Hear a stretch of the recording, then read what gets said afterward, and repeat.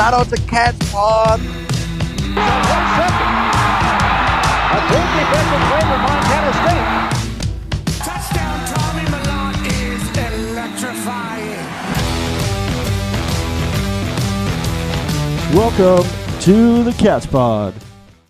What's going on, Podcats? We're back at it again. Back in the studio for another episode of the Cats Pod. I am Ben Christians, joined by the enthusiastic Eric Lauver. Let's go. We're pretty excited this week. We got a lot of things to be excited about. We would like to thank the football gods, first and foremost, for giving us something to talk about this week in the way of signing day. Absolutely. It was a great signing day, and I apologize. I am fighting a little bit of a cold here, so a little more nasally than normal. How dare you? I've been telling you to work on your immune system for so long. I know. And it's not like I've been sick all week, too. It's just you. I got a cold from one of my kids. I'm not sure which one. We don't know who to blame. No. But you know who you are, kids. Yeah. It's both of their faults. It's obviously both of their faults. Little germ factories. Oh, gosh. Little germ factories just trying to take over everything. I swear, once you put them in school, it's just one after another. Yeah. One after another. Everybody's going to be sick all of the time, no matter what. Yeah. Well, should we get into what I consider a very successful day of recruiting here? So stacked up all across the board. Looks like so many guys getting added later on that we weren't expecting to come along. We already had a ton of recruits, like signings out of high school. Then we get some more transfers, some more high school signings, and it's just all looking pretty damn good. Yeah, honestly, I mean, most of the list was somewhat expected, but there are two on here that I had no idea about. Mm-hmm. And the first one being Corey Boyd from Texas. You know, just a really solid, looks like a really solid player. Mm-hmm. Big, and it sounds like he's extremely fast. Yeah, it definitely does. I mean, it's showing here his PR in the 200-meter dash is 20.21 seconds, which is incredible speed. Yeah, you know? it was saying like 4.4, 40. Mm-hmm. 4.47, I think is what I saw. 4.47 on the 40. Like, that is a quick dude. He can move. He got 5 interceptions in his senior year, 7 pass breakups, 23 tackles and 1 fumble recovery. He looks like a solid athlete out there. You know, and that Texas area continues to be a successful recruiting hotbed. Oh, yeah. And I feel like it means a lot more when you're all district in a Texas district in Dallas, Texas, than it does in a lot of other places around the country. Like, that shows that you have some serious athleticism and some serious skill. Yeah. It's always nice to have a little bit of a surprise here, and Corey Boyd was definitely a bit of a surprise. Mm-hmm. I mean, there maybe somebody had heard about this, but man, we looked. We couldn't find anything about him talking about it before. Kind of a late addition. Yeah. And the other one is a prodigy.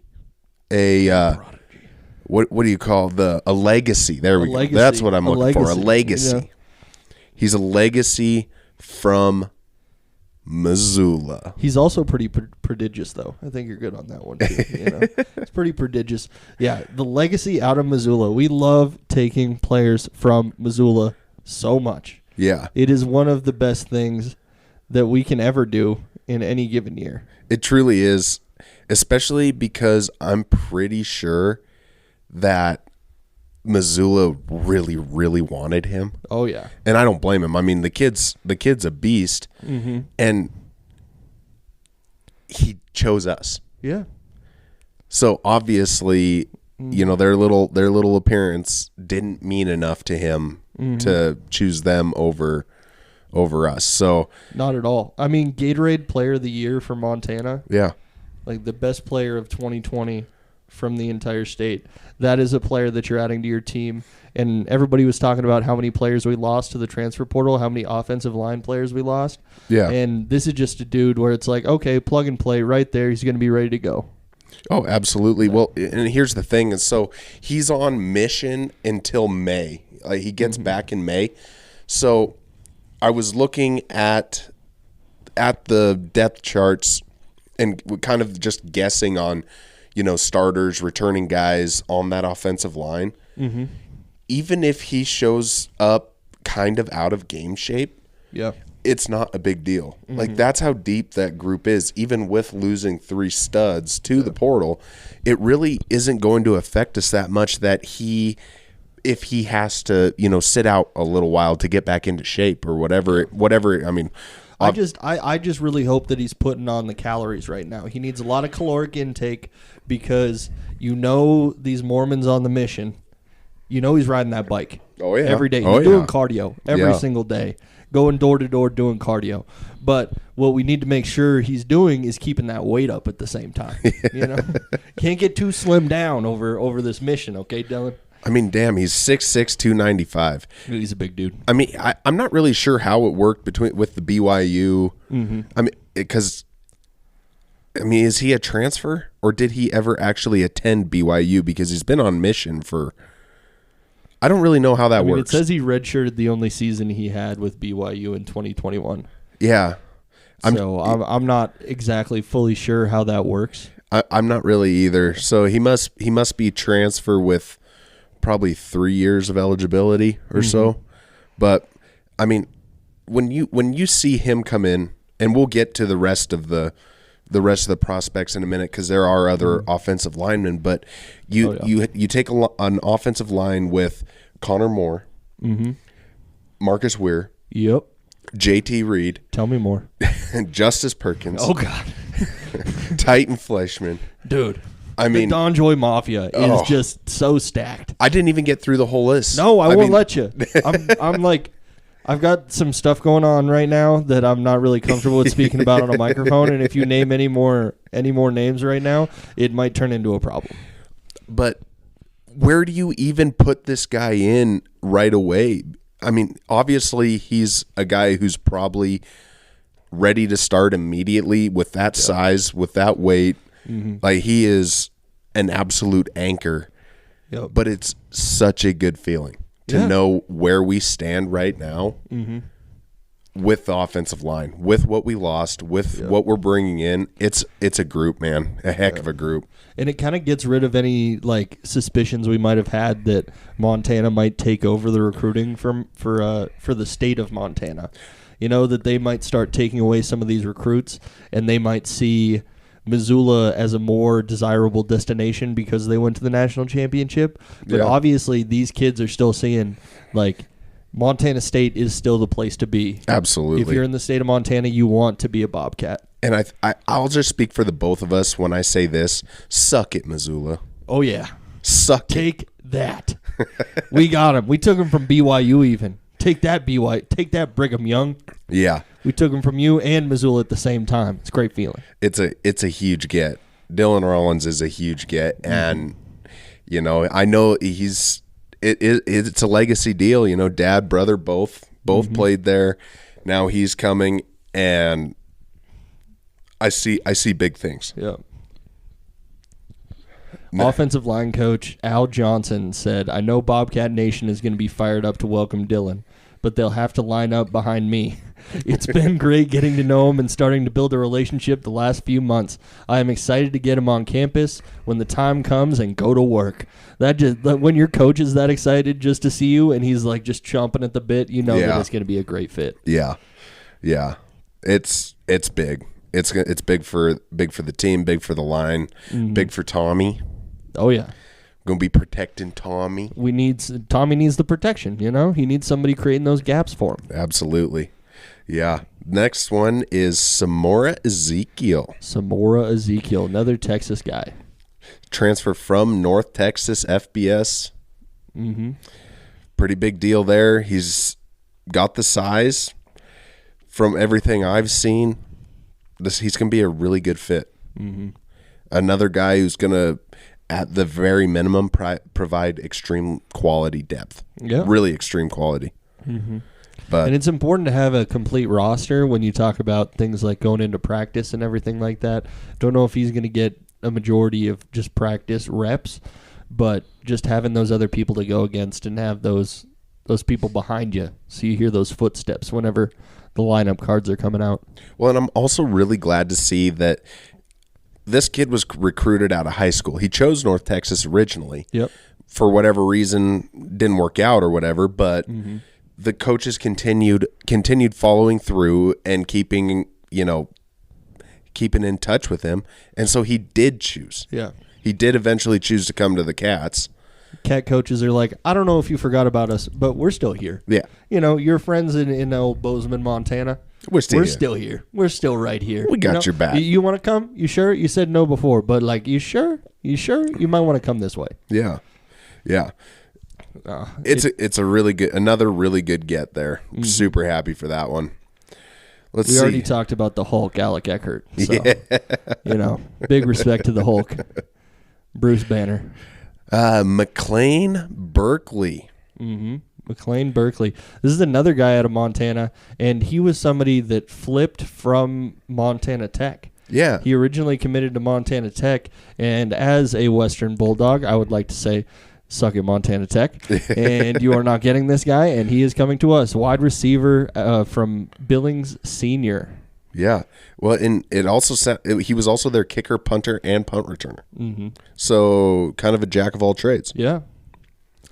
Shows high-level quickness and explosiveness and an ability to make people miss in space and finish in the end zone. That's what we like to see. Absolutely. That's what we always like to see. This one was actually a bit of a surprise to me because I had not seen this until today.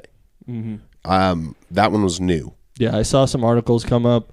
Also, sorry, 406 Sports, but you're not getting my money right now because every single time I try to go to an article from them, it always wants $5 a month. And I'm like, I'm going to find a different article that I can read about these guys in. I'm sorry. Yeah. Yeah. So if he turns out as good as the Dowler twins from Billings, Montana, we're set. Yeah, that's definitely another person to put in the wide receiver room that is also stacked. Plus, can you imagine, being a freshman sitting behind the players of the Ty McCulloughs, the Taco Dowlers, the Aiden Garrigans, the guys who have seen it, done it, proved it. That's pretty good spot to be in. Oh, yeah. It's definitely a place where you can learn well, and I think is a reason why most of these guys are choosing Montana State. Well, you're not going to get that kind of education at Montana Tech. No. I mean football education. No. I know Montana Tech's a good school, blah, blah, blah. It's a good engineering school, yes, it is. But you're not going to get that kind of football education whatsoever. Yeah. But, yeah, so the next one is Seth Johnson, a defensive back from Frisco, which we plan to visit here shortly. Yep, here shortly. Next year, hopefully we'll be visiting Frisco. It looks like a great place. Just all these Texas guys, pulling all these Texas DBs, it's just a great thing. This guy recorded 4 interceptions, 2 return for touchdowns, 16 pass breakups, and also logged 21 tackles. Looks like a serious baller out there. The thing about this, this whole list in general, and all of our recruits from this whole recruiting cycle period, is how many DBs that we've recruited, and not just random guys. I mean, there are a lot of 3 stars on this list. Yeah. I mean, they are going after big quality players. This guy's 5'10", 165. He's a little on the lighter side, but fast as hell. Yeah, it's. Do you think it's weird that we're picking up this many DBs? Or what is the coaching staff seeing that we're not seeing, or that I'm not seeing right now? What I should have looked at before this was the age of our DBs, because I wonder if some of them are going to age out of the program. Yeah. And that it was maybe – I really do feel like these guys, that our coaching staff, they're – rather than hitting transfer portal really hard, they're more interested in building a team. And when you graduate out an entire class of guys, they want somebody who's been there for 2 years taking that spot. Just thinking 2 years down the line. Right. They're looking set up perfectly. I think so. I think that they're looking into the future. They're saying, okay, well, we're going to miss out on this, and this, and we need to bring in this position, heavy on this position group to fill the void. Why I'm not on one of these coaching staffs is because I can never think that far ahead. Yeah, I'm pretty in the moment. One day at a time. In the moment, I'm like, okay, so what are we using next week? What's going on next week? What am I going to have for breakfast tomorrow? Not really sure. Not really fully sure. Yeah. But glad to see all these dudes come in from Texas. It's awesome. I mean, Yeah. our lists are loaded with Montana, Texas, and Washington. I like it. I mean, those are some great states. I can't complain about any of those states right now. No. And now let's get on to the most important position on a football team, quarterback. And we have Davion Superalis. And see how I let Ben pronounce that name. He passed that one over to me, and I think it's mainly because I've watched like every single highlight video that this guy has at this point, and I've been addicted to it for like the last 2 days since we got this news about Mr. Davion Superalis. And I don't know why this man was not recruited by more schools. I don't get it either. He's a winner. He can throw it. He can run it. I don't get it either. He's incredibly hard to take down too. When he's running, he's so shifty and he gets around and he's got great balance.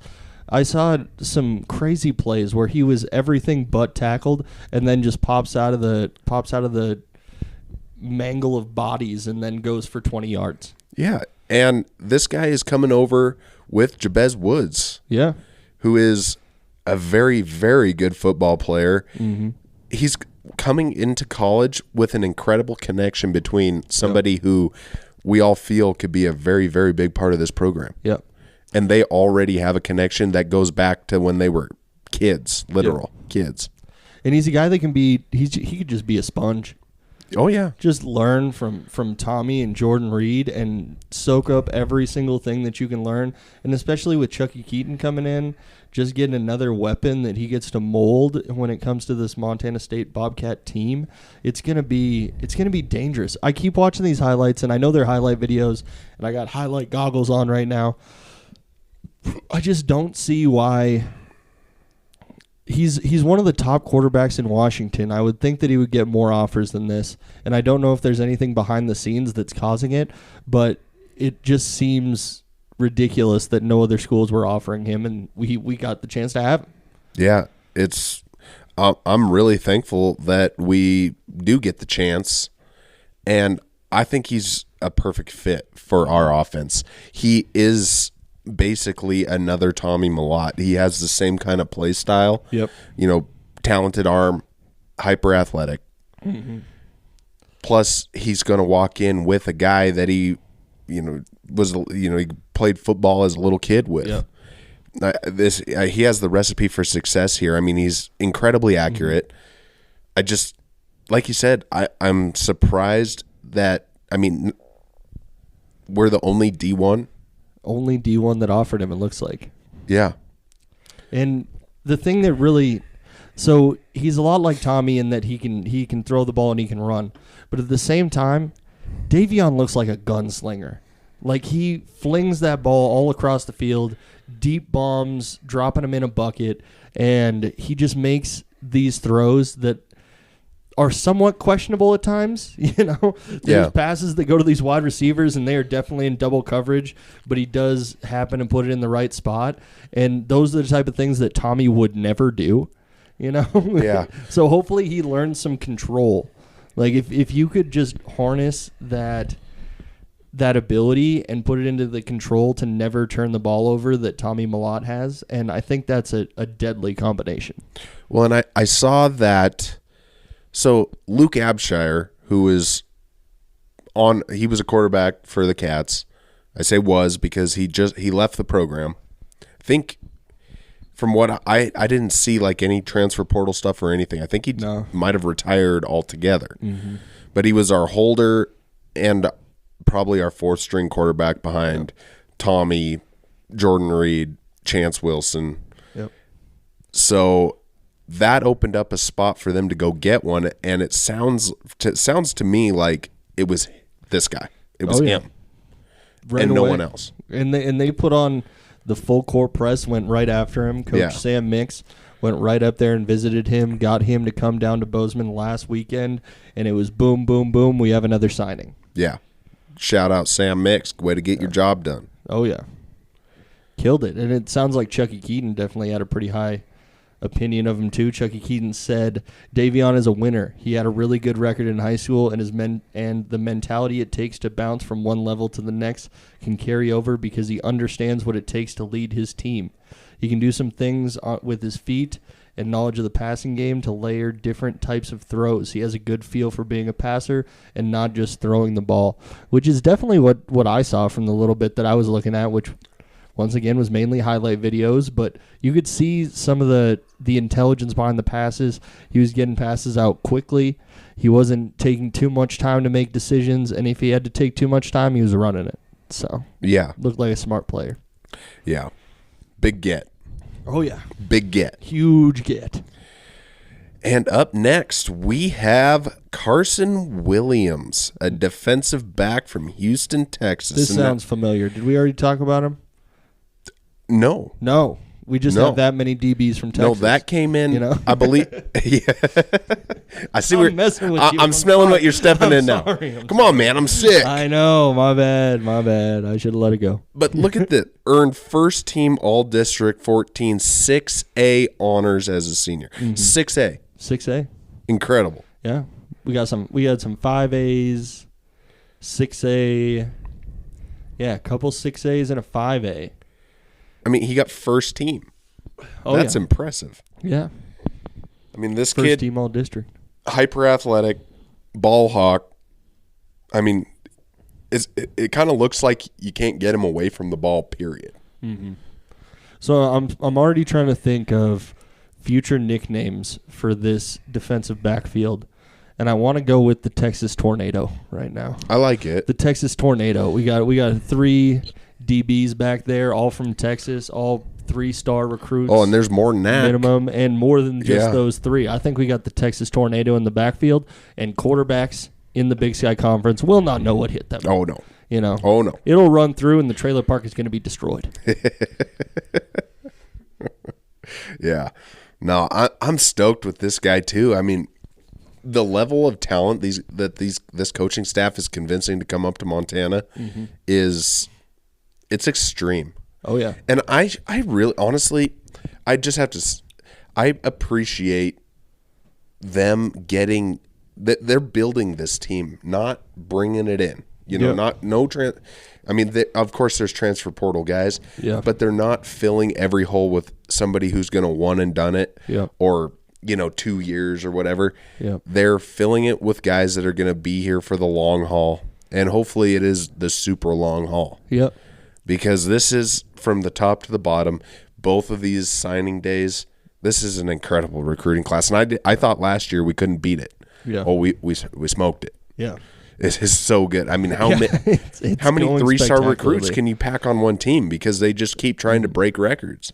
And I think this is going to be the formula for any FBS or FCS schools that want to be successful in the future with the transfer portal. Yeah. Because of the transfer portal, a lot of the Power 5 programs are severely cutting back on their high school recruiting. So there's a lot of high school recruits out there that used to be getting tons and tons of offers, and there was tons of possibilities for them. Probably a guy like Davion Superalis, and now those offers aren't there, and they're saying, okay, we'll let that kid go play at a JUCO and see if he's legit for a while. Well, and I saw that even still, that Corey Boyd, he picked Montana State over FBS. Yep. It was low-level FBS, but still FBS. Yeah, they still want to come here over some of those other schools and those other opportunities, and I just think it's great. Yeah. I just think it's amazing. Yeah. I don't know what else to tell you guys. Oh, one more thing. Suck it, Montana. Suck it. Let them know. Let them know. We're like it is so fun for us to actually have something positive to talk about on the podcast after the end of last season and everything. It is really shaking things up for us and making it a lot better. We're just gonna amp up our listeners for next year. I mean, we're gonna amp them up. You guys better be ready, because I don't think you're ready for the levels of excitement that are going to be coming to you through your headphones, through your car speakers, wherever you listen to our podcast at. It is going to be electric every single week as soon as the season starts. Last weekend, Ben and I were planning our trip to New Mexico. Oh, yeah. Lots of very touristy area. Oh, yeah. in quotations. There's a lot of things to go do if you just want to be a tourist. But, we were talking about trying to go down to that game and watch it. Mm-hmm. So I was talking to my brother-in-law, and he was on one of the New Mexico fan page, Yep. and they were talking about their upcoming record. Yeah. And they were saying, first 3 or whatever, easy wins. Ooh. And he said there was more people commenting back than for it, saying, you're not going to beat Montana State. Oh. They better if they I hope they go into that week thinking it's going to be an easy win. Their own fans don't believe they can beat Montana State. Well, think about this in the grand scheme of things. The whole the whole season comes down to the wire, and you have say for this in this instance you have UC Davis, Sac State play each other last game of the season. Yep. Sac State loses to UC Davis, but Sac State gets into the playoffs because and only because of their FBS win over Stanford. Yep. It matters a lot to the committee. This New Mexico game has a lot of meaning, and I know it's FBS, and I know we're underdogs. Mm-hmm. But if you can come out of there with a win and $360K, that's big. That's a good day. That's big. You paid me to come beat you. Yeah. You paid me. You put money in my pocket so that I would go beat you. I love that feeling. That would be amazing. Yeah. Ah, dang it, man. I promised myself I wouldn't talk about the upcoming season on this episode, but too late. We're too excited. Too excited about it. It's tough not to. It's February. We're 6 months away. Mm-hmm. How could you not think about the future when the future is lining up this brightly with this recruiting class that we have? I know. Yeah. Yep, exactly. Mm-hmm. They had a feature from the Bozeman High School for signing day that they had there, since they have 5 football players that are going on to play at the next level. 2 of which are going to play at Montana State. And I just thought that was cool to be able to be in your hometown and get to sign with the school that you've probably been dreaming about playing for your entire life. Like, these commits happen early, but I wasn't even thinking about how signing day happens much later on and what a moment your signing day is. Yeah. Especially when you're signing to play at a D1 school. Mm-hmm. Whether that's FCS, FBS, doesn't really matter. It's still D1. And it's like every kid that has played any sport in the state of Montana has always dreamed of either going to Montana or Montana State. And watching these kids realize those dreams and get to go to that big D1 school that they've thought about going to their entire lives, it's really cool to see. In other states, I don't want to say like we're capping expectations in Montana, but you have so many more schools to think about. Yeah. Where you're like, I could go to these D1 schools over here or over there. But I feel like it's pretty universal that Montana kids want to stay in Montana and want to play for one of those 2 programs. Oh, 100%. I mean, especially if you're from Bozeman and you grow up watching the Cats play and you go to all the games in town. I mean, it's the same thing for, kids in Missoula. The same kind of deal. Yep. But we stole one of your guys. Yeah, we took him. Sorry, not sorry, my bad. Had to do it to you. I'm not going to let it go. Had to do it. Yeah, we're it's rocking. Not over. We're rocking this season with Adam Jones and Dylan Rollins. They're going to be taking it at him. One other little piece of recruiting news that this quarterback from Helena, Carter Kraft. Okay, what's going on with Carter Kraft? So Carter Kraft, very good quarterback, very good football player. Missoula offered him first. Okay. Sac State followed up, and he chose Sac State over Missoula. What? Yeah. Suck it, Missoula. Oh, that is a tough look. It is. I mean, that is a tough look. We're going to have to play against Carter Kraft here in the future, but at least it's at Sac State and not at Montana. Okay, I'm having a brain bubble right now. Was Sachere a senior? No, I don't think so. But he is Portland State. Oh, yeah. Sorry, I got the green and blues mixed up. My bad. The greens and greens. The greens and greens. The greens, the whites, the greens. It all got me messed up. Never mind. Doesn't matter. Maybe he's looking for earlier playing opportunities because everybody thinks that Ayat is definitely the dude next, right? Oh, man, I don't know what the heck's going on in Missoula. It's hard to tell. I mean, it's like, honestly, here's to put it in perspective, what's going on in Missoula right now. Mm-hmm. You have, if you take it to Bozeman, you have Tommy Malott, your incumbent, your star player, your guy, the face of the team. Yeah, and in a lot of ways. And even though you have him, you go FBS hunting for a transfer quarterback. Yeah. To bring him in. Why would you do that? I don't know. Why would you do that?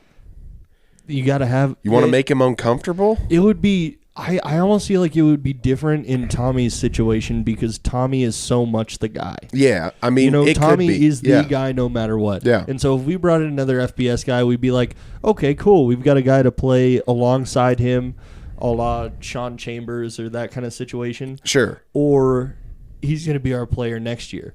But when you have Ayat, who's somebody who's played like 6 snaps in serious football games, and you're going to send somebody in there, that has to affect his confidence. And it's like, what are you saying to him directly by making that signing? Well, and my whole deal is if he is your future, which it seems, I mean, you talk to anybody that's a Grizzly fan at all. Yeah. Ayat is him. They get so excited about it. Him. Yeah. He is a legacy. He is highly recruited. Mm-hmm. He chose Montana over lots of other teams. Yep.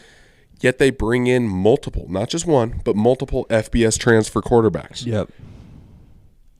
You're not sending a great message to a young quarterback that way, and I just have to think that the Montana coaching staff is seeing something that the fans are not.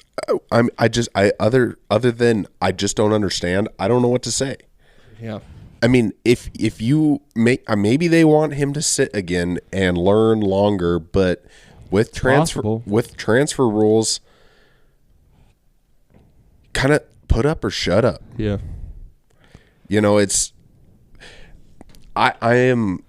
I'm not sure what they're going to do with that situation because if he is what everybody seems to think he is, why do you not build around him and build the team around him? Yeah. Yeah, sure. You need quarterback depth. There's no doubt about that. Yeah.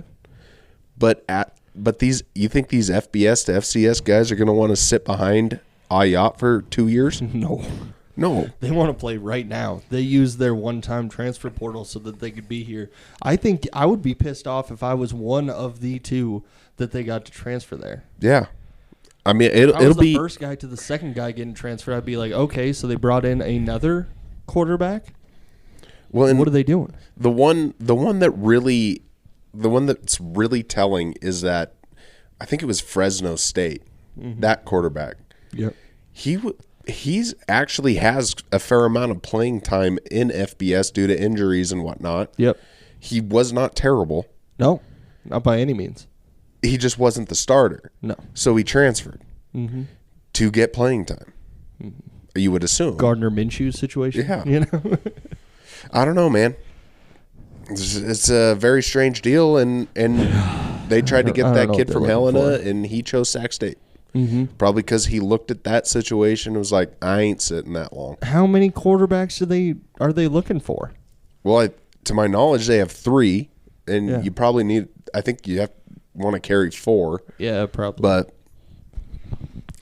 I'm not really. I'm not going through the Grizzly roster quite like the Cat roster. Yeah. So, well, I was just assuming if you add 2 quarterbacks and you're trying to add a third, and you lost 1 quarterback, so you must have 2 or 3 quarterbacks on your roster already. Yeah. So it's like, how many could you add at that point? Because if you had all 3 of those guys, then I guess you're just cutting people. Yeah, it's going to be. I don't know, man. It's just kind of one of those things where I don't really understand what Missoula's doing there, but I'm also not a coach, so. Yeah, I also don't care what they're doing over there as long as it looks bad. Yeah, that sounds good. That sounds good. As like long as that. it looks bad, I'm fine with it. You know, like you that. guys keep doing you. You keep messing with your own players' heads. See how it works for you. You know. Yeah. No, it's been a very interesting signing period here. Mm-hmm. I absolutely love our signing class. I think we absolutely smoked the Grizzlies. Yeah, 100%. Personally, looking at the Grizzlies class for all of 0 seconds, I would say we smoked them. I agree with you. I say we smoked them. I think it's about time for us to have another Brad episode. It so is. that we can actually figure out what's going on over there and if they are signing any actual people. So, Brad, if you're listening right now, we need you next week, okay? We need you now. Yeah, we're going to have to get his input on what the Grizzlies are doing and see if it kind of matches up with ours. Or I do know they did hit the transfer portal hard. Oh, yeah. They brought in quite a few guys on the transfer portal, some big names, a lot of FBS to FCS transfers, which they seem to be a little more excited, I guess, to do that than the Cats are. Mm-hmm. I'm not seeing the Bozeman coaching staff interested in, adding players like that. It seems like they like to, develop their talent rather than bring it in already, I guess. Well, it's hard to tell from the outside when the only thing we have is like transfer portal trackers, and there's very little inside information on these teams. There's not like, there's not beat reporters that every single day they're just talking to these coaching staffs being like, okay, who are you looking at? What are you looking at? So from the outside, we don't really know how hard they were hitting the transfer portal, if they missed on people that they were trying to get in the transfer portal, if that was the situation, or if they were just really selective about it. Yeah. I know just via X and all that we missed out on a few, offered and missed out on a few guys that decided to go to Nevada with Jeff Choate. So thanks, Choate, for poaching our guys. Yeah, not such a fan of you right now, Choate. Can't take that. I don't want Choate. I'm vegan now.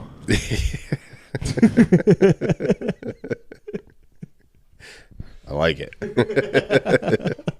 I was trying to get you to hate that. So I will never say that out loud. I know you won't. You can say it. I know you won't say it. And not because I don't love Brett vegan. It's just because I could never actually. I just can't. You're not going to say you're vegan? I can't understand the whole vegan thing. It's weird and gross and unnatural. I don't think we need to get into that right now. We could do a whole. We could do a whole episode on being vegan and not being vegan. Yeah, if you want to take the cattleman's take on veganism in one of these episodes, go ahead and shoot us a question. I won't hold back. Yeah. Don't get this man started because it will be 2:30 in the morning and he won't have stopped. No, I will yell at Ben for hours. And I'm like, I eat so much meat for every single meal. I'm not the enemy here, and he's just still yelling at me. Yeah, that would be fun though. I wouldn't hate that. You wouldn't hate that? No, I don't think we need that. I don't think that we need that to be an episode for us, because I think we might lose a few listeners maybe, but I really don't think it would be that many. Nah. I don't think there's a lot of people that are hardcore vegans that probably listen to this podcast. There's probably some people that went vegan, but they're pretty understandable about it. I think we have a pretty relaxed fan base. Yeah. They don't really get too mad about anything, mainly because they've never said anything bad about us ever. Before we move on to other topics, I did think of one more thing that needed to be talked about. Henry Sellards from Kalispell area. Okay. He decided, he originally thought about NDSU or going to NDSU, but decided instead to go with Choate over to Nevada. Okay, Choate, we're back on it. Thank you. Yep. Thanks, Choate. Sorry about what I said earlier. Like, I don't know what it was, 2-3 minutes ago. But yeah, I'm pretty cool with you now. Yeah, Sellards is a stud, and definitely not surprised to see him get an FBS look there, especially with Choate, who, with his time here is definitely still recruiting in Montana, no doubt. Oh yeah, why wouldn't he? Yeah. He knows the quality of these guys, and he knows how under-recruited they are. Yeah. Well, you have any more Bobcat news? I don't think there is anything else. When I was going through and doing my normal news search, this was the majority of stuff was about signing day, as to be expected. No robotics competitions going on this week for us to talk about. Sorry, guys. Actually, funny about that is, so we played against Sunburst last week, home of Trayton Pickering, and so I was talking with their coach before the game, and he mentioned how he was going to have 4 of his players that were leaving the next day. We played a Thursday game against them. We had Thursday, Friday games last week. Thursday we played against them.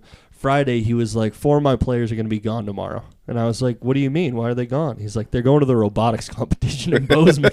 You're like, I knew that was happening. I was like, I know about it, I was like, so I plugged the cat spot. I was like, hey, if you ever want to hit up your boy Trayton Pickering and be like, hey, you want to talk to some guys about football every once in a while?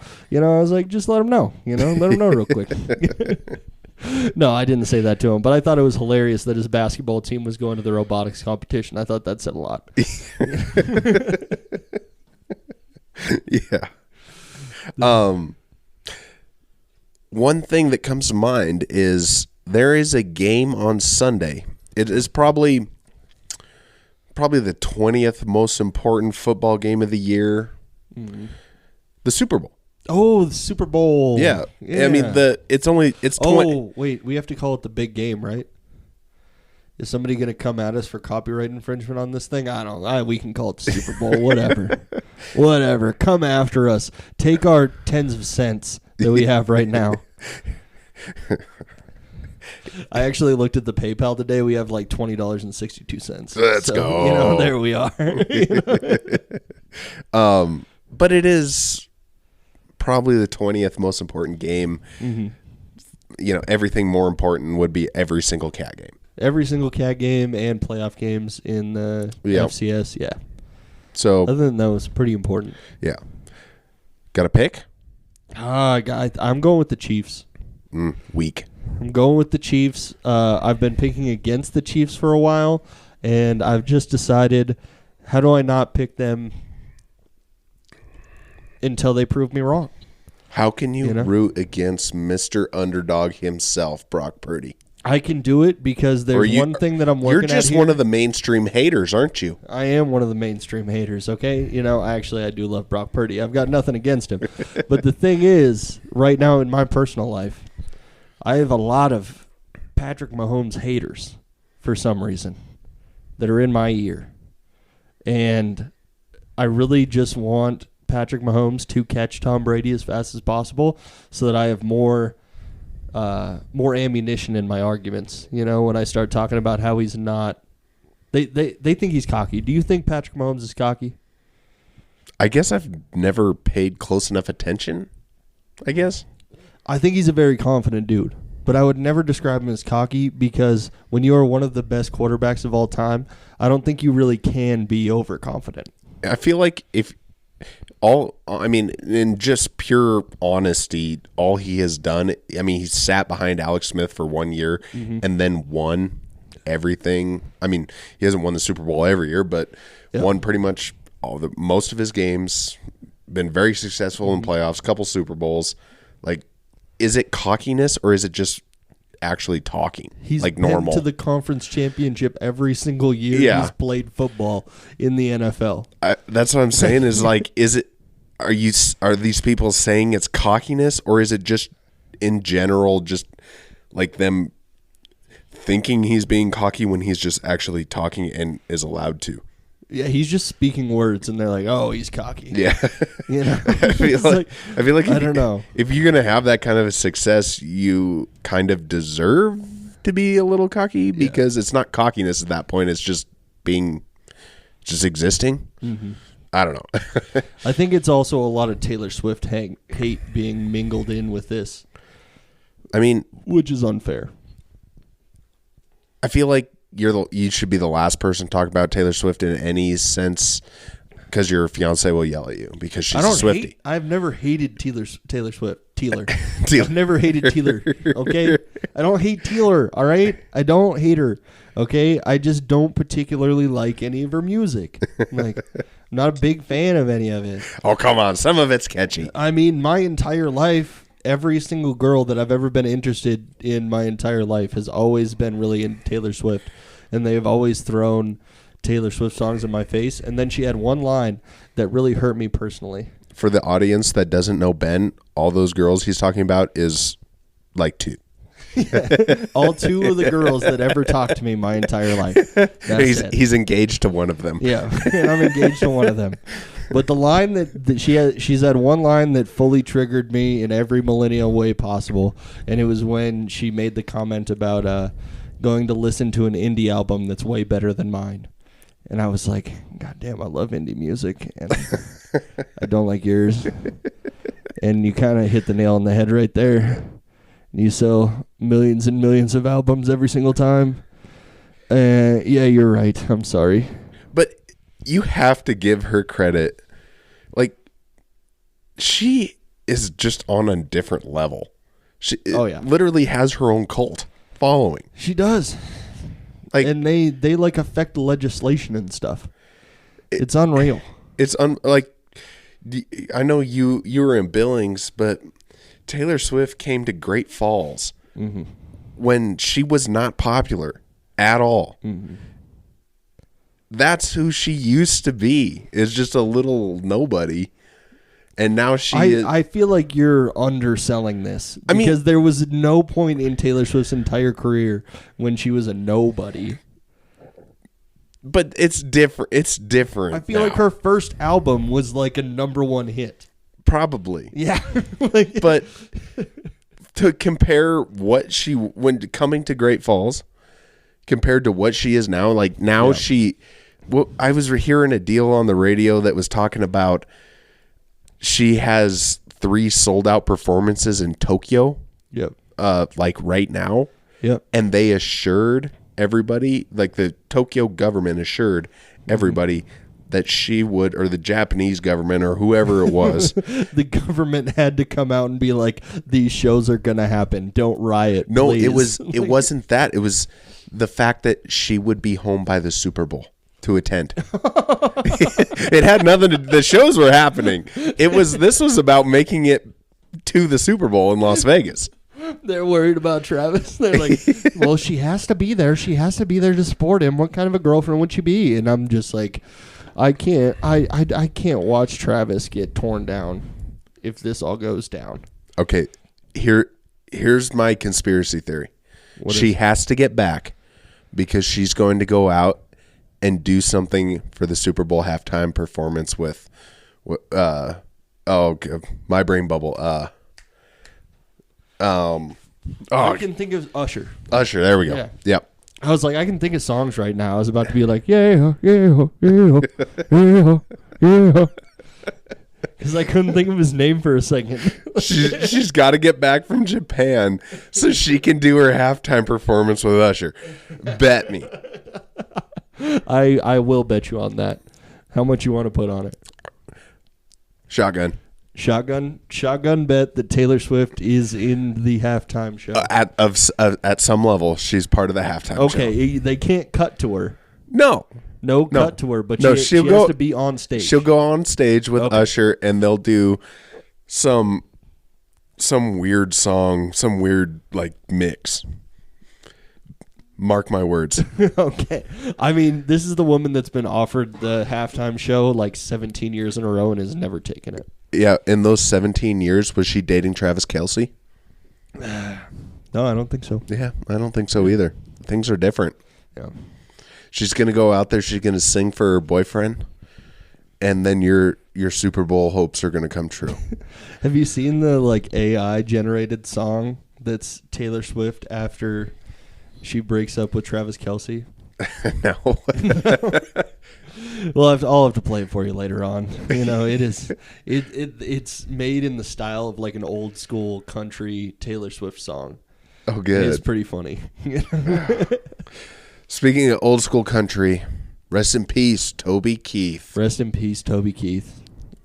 An American, true American. Yeah, and made just a lot of really great music too. Yeah. You know, there was a lot of the real like poppy hits that you talk about. You hear a lot of the time are not the great works of Toby Keith. Definitely go through the B-sides of Toby Keith. Yeah. Go through the deep cuts of Toby Keith, and you're going to find some great music. Oh, absolutely. But if you just listen to like the Red Solo Cups of the world, you're probably going to have a low opinion of him. Yeah. No, but he actually did make some pretty great music. Yeah, he did. He covered, or he sang it with Chris Ledoux, did Copenhagen. Great song. Super on brand. You can't. Very on brand. Very on brand. But also very funny. Very funny. Yeah. Well, with that being said, you got anything else? No, I think we're probably good for this week. We went a little bit over for our normal recording time, but Oh man, time I flies. think that was 5 minutes of Taylor Swift talk that I'm sure everybody was waiting for our opinions on Taylor Swift. You know, Yeah. that's what they come to this podcast for. Yeah, exactly. All right, go ahead and follow us on X and Instagram. Go ahead and rate us 5 stars wherever you are listening to this at. We also have a YouTube page if you want to go ahead and find our podcast on there. We don't have any video format up, but you can see our beautiful album art with our beautiful voices underneath that. So go ahead and listen to it there if that is what you are into. Eric, you got anything? The only thing I got is hopefully at some point we won't be in a creepy dungeon in Ben's basement anymore, and maybe we will have some kind of video footage at some point. I think that people are actually kind of wanting to see what the creepy dungeon looks like at this point.